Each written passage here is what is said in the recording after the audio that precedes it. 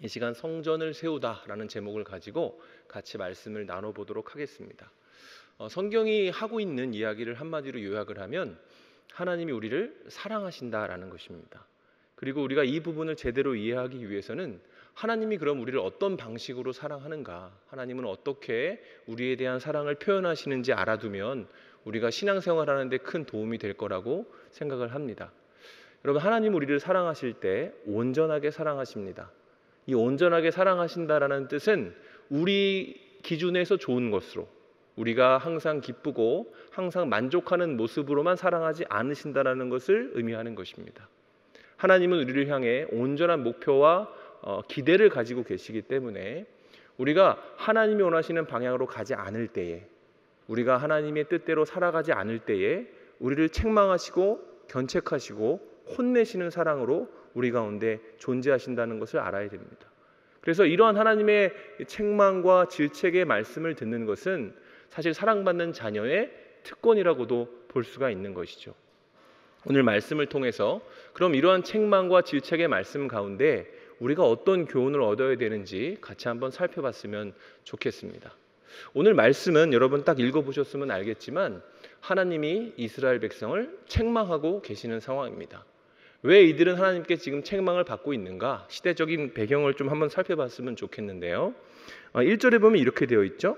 다리오 왕 제2년 여섯째 달 곧 그 달 초하루에. 자, 성경에 이런 날짜가 나오면 많은 정보들이 이 안에 들어가 있다는 거 여러분 아마 잘 아실 겁니다. 그럼 이때가 언젠가? 이때는 이스라엘이 바벨론에 의해서 멸망한 지 약 한 84년 정도 지난 후입니다.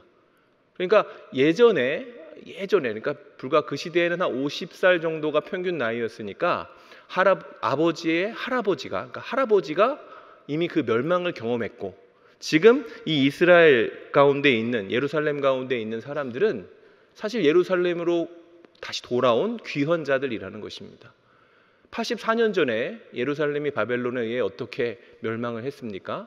그 당시 혜성처럼 떠오른 바벨론 왕국은 예루살렘을 짓밟았는데 그냥 짓밟은 것이 아니라 완전히 더 이상 일어설 수 없는 방법으로 예루살렘을 멸망시켰어요.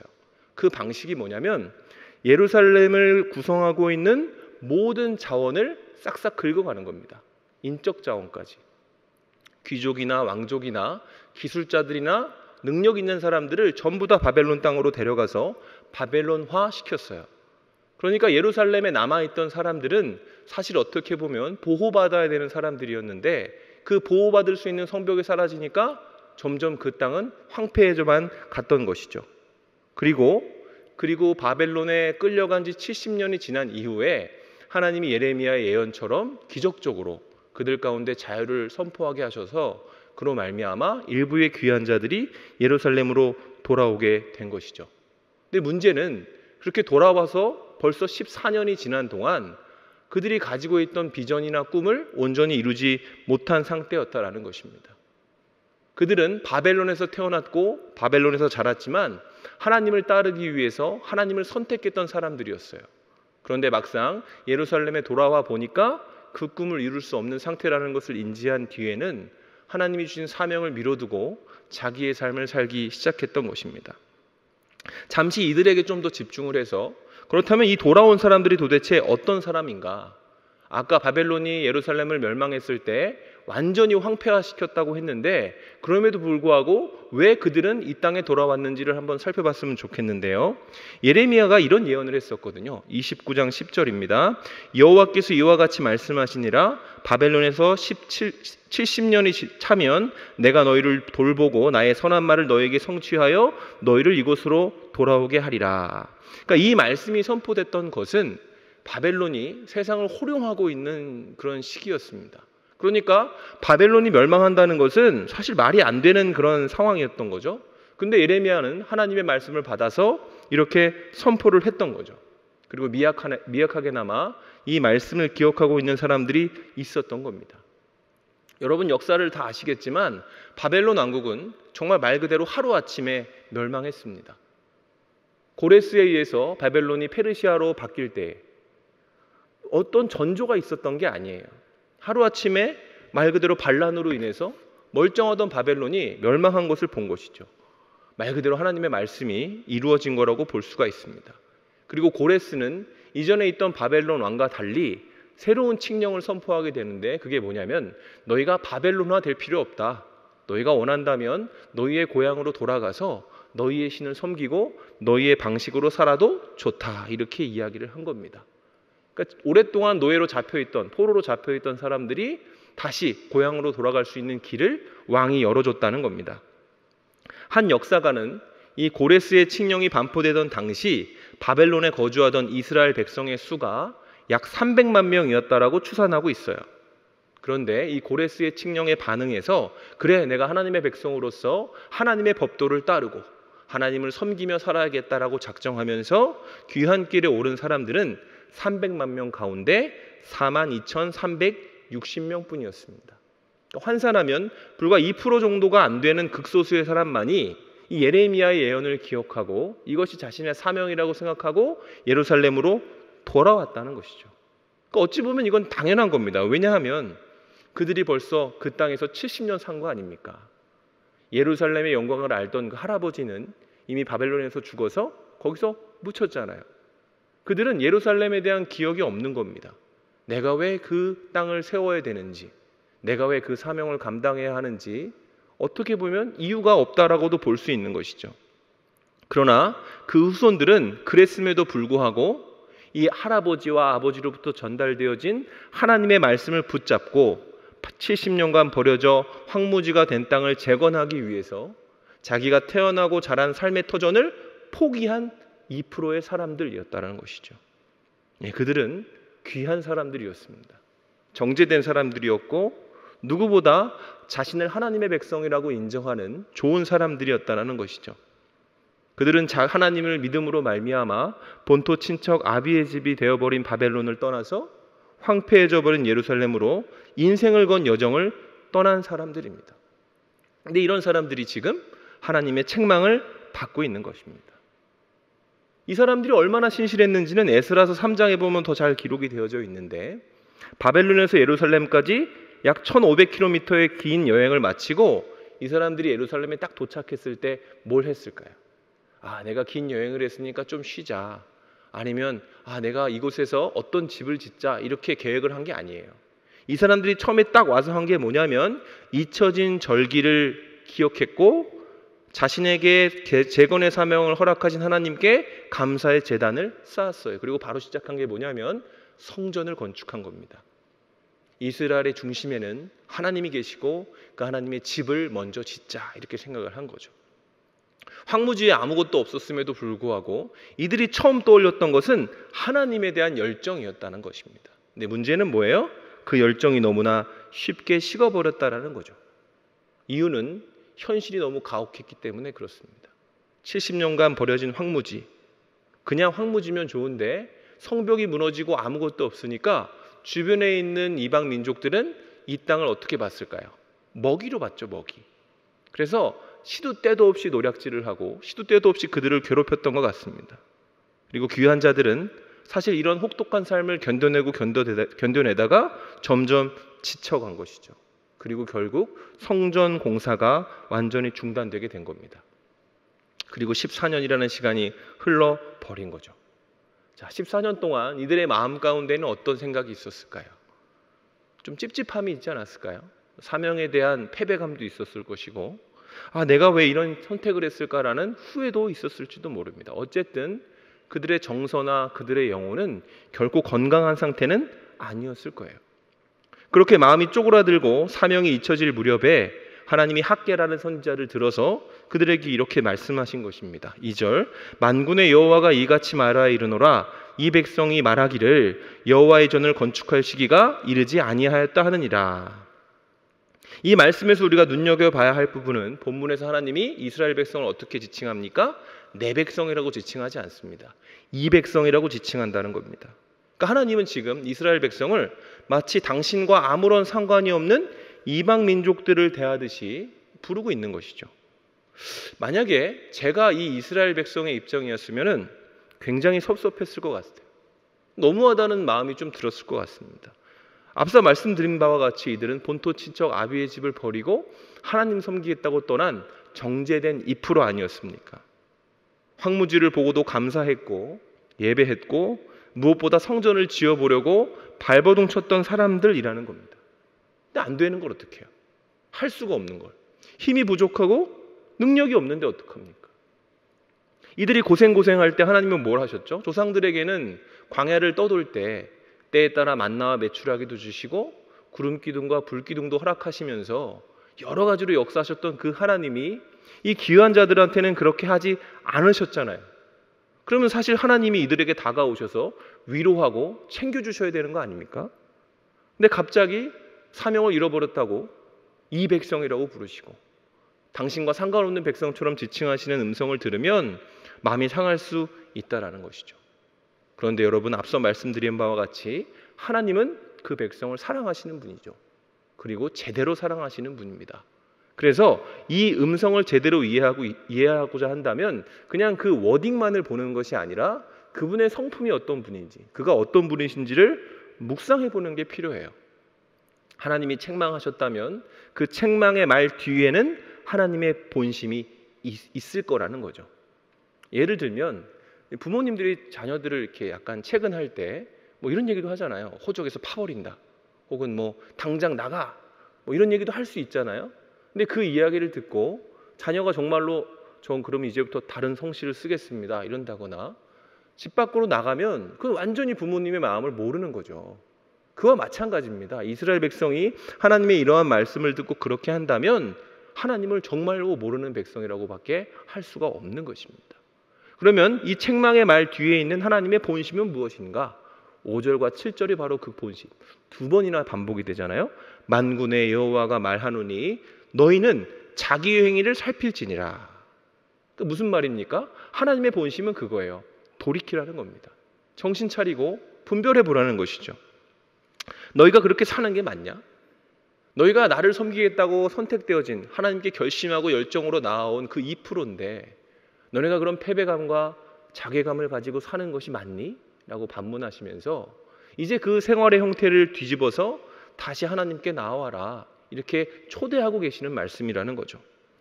자, 그러면 그들이 어떻게 살았길래 하나님이 이러한 말씀으로 그들이 돌이키라고 말씀을 하셨는가요? 그들의 삶의 방식 중에 잘못된 것은 두 가지였습니다. 첫 번째는 삶의 방식이 잘못됐었어요. 그들이 잘못된 것 첫 번째가 삶의 방식입니다. 4절이 이렇게 되어 있죠. 이 성전이 황폐하였거늘 너희가 이때에 판벽한 집에 거주하는 것이 옳으냐. 자, 이게 무슨 말이냐면 14년간 그들이 살아왔던 방식이 어떤 단어에 붙어 있냐면 판벽한 집을 지었다에 있습니다. 그러니까 판벽한 집이라는 건 뭐냐면 그 당시 바벨론의 건축 양식을 얘기하는 거예요. 그러니까 이들이 하나님의 성전을 짓겠다고 사명 감당하겠다고 예루살렘으로 돌아왔는데 그들이 뭘 짓고 있었다고요? 판벽한 집을 짓고 있었다. 이 말은 뭐냐면 이 사람들이 가지고 있는 진정한 그리움이 어디 있었다는 겁니까? 바벨론에 있었다는 겁니다. 하나님 따라 살겠다고 이제 나의 정체성을 바꿔서 이제 하늘나라에 속한 사람으로 살겠다고 본토 친척 아비의 집을 버렸던 이들이 너무나 삶이 고단하고 힘드니까 자기도 모르는 사이에 벽에 끄적거렸던 것이 바벨론의 문양이었다라는 거죠. 그러니까 이들의 마음속에 하나님을 향한 그리움이 아니라 버리고 왔던 바벨론에 대한 그리움이 있었다라는 것을 의미하는 것이죠. 여러분, 세상에서 가장 불쌍한 사람이 있다면 하나님을 믿는 세상 사람일 것입니다. 그러니까 어려서부터 하나님을 알았습니다. 모태신앙일 수도 있겠죠. 성경에 대한 지식도 가지고 있고 나름 하나님에 대한 이해도 가지고 있지만 세상에 대한 그리움을 가지고 사는 사람들이 있잖아요. 교회에 와서도 하나님 나라를 꿈꾸는 게 아니라 세상의 부와 명예, 기쁨 같은 것들에 대한 미련을 버리지 못하는 사람들은 명백히 하나님 믿는 세상 사람입니다. 우리가 가야 될 곳이 하늘 본향이라는 생각을 하지 아니하고 내가 하나님도 믿고 싶지만 이 땅에 있는 많은 것들도 누리고 싶어 이렇게 생각하면서 양다리 걸치고 이러지도 저러지도 못한다면 그는 결코 하나님이 허락하신 기쁨을 누릴 수 없을 뿐더러 마음속에 있는 영적 열등감과 자괴감 같은 것들 때문에 괴로울 수밖에 없다라는 거죠. 여러분, 하나님은 왜 우리를 세상에서부터 끌어내어서 이곳에 앉혀놓으셨죠? 왜 세상에서 마음대로 살던 우리에게 성도라는 이름을 주셨습니까? 그것은 우리가 판벽한 집이 아니라 성전을 짓기를 원하셨기 때문에 그렇습니다. 그 잘못된 방식을 돌이켜서 하나님이 기뻐하시고 하나님이 아름답다 말하시는 그 성전을 짓게 하시려고, 그분의 임재와 영광을 누리며 살기를 원하셨기 때문에 우리를 부르신 거죠. 그러면 우리가 해야 될 것은 뭡니까? 어떻게 하나님이 기뻐하시는 집을 지을까가 되어야 되는 것이죠. 근데 이 땅의 삶이 고단하고 이 땅의 삶이 내 마음대로 되지 않는다고 해서 자기도 모르는 사이에 버리고 온 세상을 그리워하고 등 돌리고 하나님 따라 살겠다고 했던 마음이 약해지면서 마음속이 흔들린다면 여러분, 그것은 참 안타까운 일이 아닐 수가 없을 것입니다. 여러분, 우리는 이들을 통해서 우리 스스로를 돌아봐야 돼요. 우리의 진짜 그리움이 어디에 닿아 있는가? 내가 정말로 그리워하고 추구하는 것이 무엇인가? 내가 하나님 나라 가는 것이 정말로 중요한가? 아니면 이 땅에서도 기쁨과 명예를 누리는 것이 중요한가? 물론 그 다 얻을 수 있다면 좋지만 하나님을 향한 그리움보다 세상을 향한 그리움이 크다면 하나님은 우리에게도 책망하시고 견책하시고 충고하실 것이라는 얘기입니다. 그런가 하면 하나님이 이들에게 돌이키라고 얘기했던 두 번째 모습은 삶의 결과도 있었습니다. 6절에 보면 이런 내용이 있죠. 너희가 많이 뿌릴지라도 수확이 적으며 먹을지라도 배부르지 못하며 입어도 따뜻하지 못하며 일꾼이 삭슬 받아도 그것을 구멍 뚫어진 전대에 넣음이 되느니라. 이 이야기를 요약하면 공허함이죠. 그죠? 채워지지가 않는 겁니다. 뭘 해도 적고, 뭐 해도 배부르지 못하고, 뭐 해도 따뜻하지 못하고, 뭐 해도 풍족하지 못하다. 왜 그랬을까요? 그들이 삶을 향해 달려갔지만 그들의 마음 가운데 있는 공허함이 채워지지 않았다는 것입니다.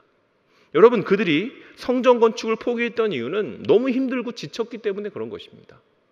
황무지의 삶이 만만치 않았겠죠. 자녀들도 있고 여러 가지 자기를 지켜야 되는 모습들도 있었으니까요. 처음에는 성전을 지으려고 했겠죠. 열심히 지어보려고 했는데 여기저기 방해도 많고 자원도 너무나 한정되니까 조금씩 아마 타협했을 겁니다. 처음부터 그러진 않았을 거예요. 10시간 일하던 게 5시간이 되고 5시간 일하던 것이 1시간이 되고 1시간 일하던 것을 조금 미루고 내 삶을 조금 돌본 이후에 내가 나중에 형편이 좋아지면, 내가 나중에 내 몸 하나 건사할 수 있는 상황이 되면 그때 하나님의 성전을 짓자라고 하면서 성전을 지어가는 사명이 우선순위에서 조금 밀리게 된 거겠죠. 저는 이 사람들이 포기했다라고 생각하지 않아요. 그냥 지금 할 수가 없어서 미뤄둔 거라고 생각을 합니다. 근데 문제는 그 미뤄둔 일을 가능하게 할 수 있는 그 시간이 14년이 지나도 오지 않았다는 것입니다. 열심히 살았습니다. 열심히 세워보려고 했습니다. 내 마음이 충족되어지고 만족되어지고 여유가 생기면 그 일을 하려고 했어요. 근데 되지 않는 겁니다. 많이 뿌려도 수확이 적고 먹어도 배부르지 않고 입어도 따뜻하지 않고 모든 것을 헌신해도 내 전대에 채워짐이 없는 것입니다. 여러분, 이것이 하나님께 부르심을 입은 사람들이 하나님의 사명을 떠날 때 경험하게 되는 정서라는 것이죠. 여러분, 우리가 부르심을 받았다면 우리를 발뻗고 자게 하는 것은 무엇입니까? 사명을 감당할 때입니다. 우리가 세상의 방식으로 얼마든지 채워지려고 하고 따뜻해지려고 하고 만족하려고 해도 정말 그가 사명을 가진 사람이라면, 하나님께 부르심을 받고 성도로서 지어진 사람이라면 여러분, 그것만으로는 결코 내 마음의 공허함이 채워질 수 없다라는 거예요. 그들의 삶에 참된 만족이 없어요. 여러분, 하나님이 전혀 안 주셨겠습니까? 하나님이 아무것도 허락하지 않으셨겠습니까? 그게 아니죠. 이들의 욕심이 끝이 없었던 것입니다. 한 뼘은 한 걸음이 되고 한 걸음은 다른 박질이 되어버려서 더 이상 멈출 수가 없는 상황이 되어버렸다는 거죠. 그렇게 믿음을 상실한 하나님의 백성은 예루살렘에서 판벽한 집을 지으면서 그 거룩한 성의 풍경을 바벨론처럼 만들어가고 있었다라는 것입니다. 여러분, 하나님께 돌아선 사람에게, 하나님께 돌아선 사람이 신자죠. 그냥 하나님 믿는 사람이 아니라 내가 하나님께 돌아서겠다라고 작정한 사람이 신자인 겁니다. 그럼 이 신자에게 세상이 온전한 만족을 줄 수 있을 리가 없습니다. 그가 정말 하나님이 부르신 사람이라면 여러분, 그는 하나님 없이는 못 사는 거예요. 등 따뜻하고 배불러도 허기가 지는 거죠. 하나님 없는 삶은 영혼의 허기로 이어지기 때문에 마치 그 삶은 구멍 뚫어진 전대와 같이 허망하고 허전할 수밖에 없다는 거예요. 그래서 여러분, 내가 사명을 감당하기 이전에, 내가 신자로서의 어떤 모습이 있는지를 묵상하기 이전에 한 가지만 떠올려 보면 됩니다. 하나님 없어도 되는가? 내 삶에 하나님과의 친밀함이 없어도, 그분과의 교제가 없어도 그럭저럭 살만한가? 그럴 수 없다고 생각한다면 여러분, 그가 부르심을 입은 사람이라는 것이죠. 하나님을 사랑하는 자녀들의 삶이 공허함으로 빨려 들어가는 것을 볼 수 없으셨던 하나님은 그래서 소리치신 거예요. 14년이나 사명을 던져버린 그 백성을 포기하지 않으시고, 그들에게 실증내지 않으시고, 그들도 이해하지 못하는 그 허기와 갈증에 대해 반응하신 것이죠. 그리고 이렇게 말씀하십니다. 1장 8절, 너희는 산에 올라가서 나무를 가져다가 성전을 건축하라. 그리하면 그것으로 말미암아 내가 기뻐하고 또 영광을 얻으리라. 여호와가 말하였느니라. 여러분, 저는 이 부분에서 하나님의 성품을 발견해요. 하나님은 굉장히 인자하신 분이시죠. 하나님은 여전히 그들에게 기대하고 계시고 그들에게 맡겼던 사명을 거두어 가시지 않았어요. 14년이 지났지 않습니까? 청년으로 왔던 사람들은 중년이 되었고, 중년으로 다가왔던 사람들은 노년이 된 거예요. 이제 옛날처럼 벽돌도 나를 수 없고, 그들의 아이디어도 그렇게 좋지 않고, 14년 동안 녹슬대로 녹슬어버린 사람들에게, 어찌 보면 실패자요 루저들에게 그 14년이 지난 그 순간 가운데 하나님은 말씀하시는 거예요. 난 여전히 기다리고 있다. 여전히 너희를 통해 영광 받기를 원하고, 너희가 그 사명을 어떤 방식으로든지 감당해 주기를 원한다. 그러면서 말씀하시는 겁니다. 성전을 건축해라. 그것으로 말미암아 내가 기뻐하고 영광을 받겠다. 여러분, 그래서 저는 학개서의 말씀이, 이 책망이 분노로 들릴 수 없다라고 얘기하는 것입니다. 학개를 통해 선포되는 하나님의 말씀은 당신의 백성들을 향한 여전한 기대이고 진정한 사랑이고, 또 그들을 통해 반드시 영광을 받겠다는 하나님의 열심인 것입니다. 자, 이제 이것을 우리에게 한번 적용을 해보죠. 하나님은 당신의 사람들을 부르십니다. 세상으로부터 부르시는 것이죠. 그러나 안타깝게도 이 부르심에 응답하여서 정말로 세상으로부터 돌아서서 내가 신자로 살겠다, 내가 세상의 어떤 재리일락이나 내 기쁨이 아니라 하나님의 사람으로 살아보겠다고 하는 사람들은 2% 안 될 것 같습니다. 근데 이 2%가 되지 않는 사람들도 하나님께 오면 그대로 사는가? 그렇지 않죠. 우리도 사는 건 똑같기 때문에, 우리 삶의 분주함이나 형편은 그다지 다르지 않기 때문에 우리도 모르는 사이에 우리가 그리움을 세상에 두며 판벽한 집을 만들어내고, 우리도 모르는 허기와 갈증을 느끼면서 하나님의 일을 감당하지 못할 때가 분명히 있을 거라는 것이죠. 그러나 그때에 하나님이 우리를 부르시는 겁니다. 책망하시는 음성으로, 너 왜 그러니? 라는 말씀으로 우리의 마음을 깨트리고 부서뜨리셔서 우리로 하여금 하나님을 다시 한번 보게 하신다는 것이죠. 근데 그 말씀의 핵심에는 뭐가 있는 겁니까? 기대가 있는 겁니다. 소망이 있는 겁니다. 하나님이 우리 같은 존재들에게 기대를 품으시고, 내가 너희를 통해 반드시 영광을 받겠다라고 말씀하시면서 똑같이 말씀하시는 겁니다. 나는 내가 성전을 세우기를 원한다. 자, 그렇다면 오늘날 성도로 부르심을 입은 우리가 세워내야 할 성전은 과연 뭘까요? 고린도전서 3장 16절로 17절에 그 성전이 어떤 것인지 잘 나와 있죠. 너희는 너희가 하나님의 성전인 것과 하나님의 성령이 너희 안에 계시는 것을 알지 못하느냐? 누구든지 하나님의 성전을 더럽히면 하나님이 그 사람을 멸하시리라. 하나님의 성전은 거룩하니 너희도 그러하니라. 여러분, 학계에서에 나오는 사람들이 세워야 될 성전이 가시적으로 보이는 성전이었다면, 이 신약 시대에 성령으로 부르심을 입은 우리가 세워야 될 성전은 나 자신입니다. 나 자신. 왜? 우리가 성령을 모시고 있는 거룩한 성전이기 때문에. 그리고 나아가 이러한 성령을 모신 사람들이 모여있는 교회 공동체, 그것이 바로 이 시대 하나님이 영광받기 원하시는 그 성전이라는 것이죠. 그리고 이 일을 위해서 우리가 해야 되는 것은 다른 것이 없습니다. 판벽한 집을 짓지 말아야 되는 것입니다. 허망하고 허무한 것에 나의 열정과 시간을 허비해서도 안 되는 것입니다. 그 일을 위해서, 우리가 거룩해지기 위해서 해야 될 것이 있다면 다른 것이 아니라 땅에 있는 육체를 십자가로 죽이고 하늘의 소망을 품고 사는 거죠. 진정한 그리움을 하나님께로 두는 겁니다. 그리고 나아가 세상의 것으로 만족하는 습관을 버리고 하나님의 말씀으로, 하나님의 은혜로 배부르고 만족하며 살아가는 것을 점점 배워나가고 성숙해져야 되는 것이죠. 그것을 구체적으로 얘기하면 예배하고 기도하고 서로 섬기며 하나님의 말씀 가운데 세워져 가는 것입니다. 이런 맥락에서 우리의 성전은 지금 잘 세워지고 있는가? 내 마음에 정말 하나님이 원하시는 거룩한 성전의 모습이 잘 지어지고 있는가? 겸허하게 돌아볼 수 있어야 되는 것이죠. 행여나 내 마음속에 나도 모르게 판벽한 집을 만들고 있다면, 행여나 나도 모르는 사이에 하나님의 일이 아니라 세상의 일에 온갖 시선이 팔려 지치고 힘들어 하나님께 나오는 것이 주저되어진다면, 여러분 그 순간 우리에게 필요한 것은 하나님의 견책일 것입니다. 하나님의 책망도 필요합니다.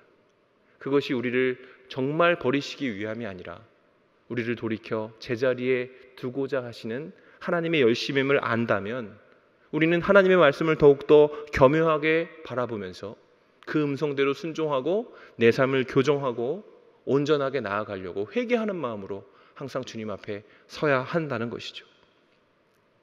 말씀을 좀 정리를 하도록 하겠습니다. 하나님은 학개 선지자를 통해서 당신의 마음을 이스라엘에게 전달하셨죠. 그 음성은 분명히 책망이었고 엄한 꾸지람의 형태를 띠고 있었습니다. 근데 여기서 가만히 보면 흥미로운 비밀이 하나 숨겨져 있는데, 바로 이 엄한 책망을 전달하는 학개 선지자의 이름에 하나님의 위트가 있습니다. 그게 뭐냐면, 막 책망의 이야기를 하는데 이 학개라는 선지자의 이름이 뭐냐면 축제라는 뜻이거든요. 그러니까 이 축제라는 이름을 가진 학개가 와서 백성들한테 막 뭐라고 하는 거예요. 그럼 하나님이 뭘 얘기하고자 하시는 거냐면, 내가 너희에게 정말로 주고자 하는 것은 좌절이나 절망이 아니라 진정한 축제, 기쁨이라는 것을 학개 선지자를 통해 그들에게 알려주시고자 하는 것입니다.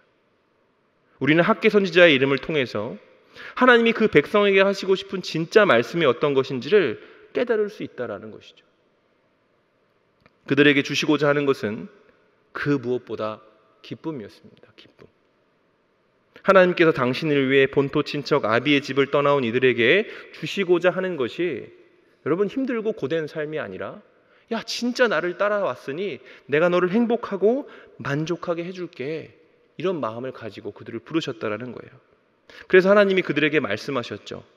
이 성전의 나중 영광이 이전 영광보다 크리라. 만군의 여호와의 말이니라. 내가 이곳에 평강을 주리라. 만군의 여호와의 말이니라.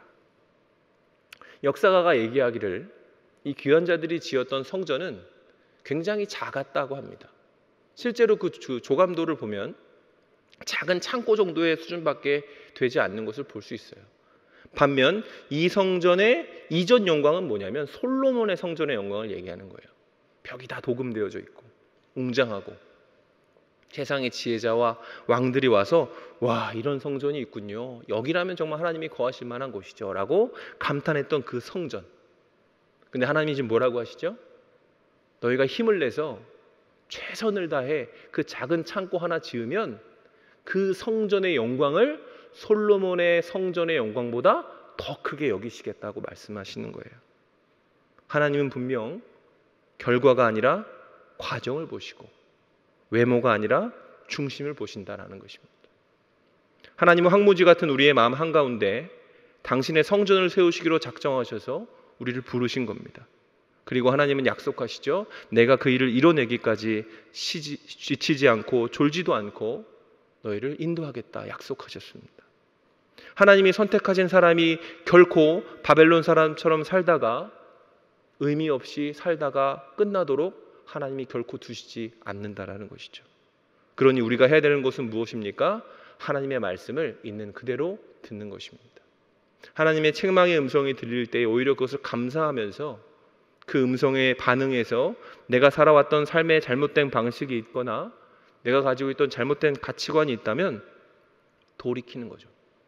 그리고 그 말씀을 힘입어 하나님의 뜻대로 좀 더 거룩해지고 좀 더 아름다워지려고 애쓰면서 내 삶에 있는 우선순위를 하나하나 믿음으로 정리하는 것입니다.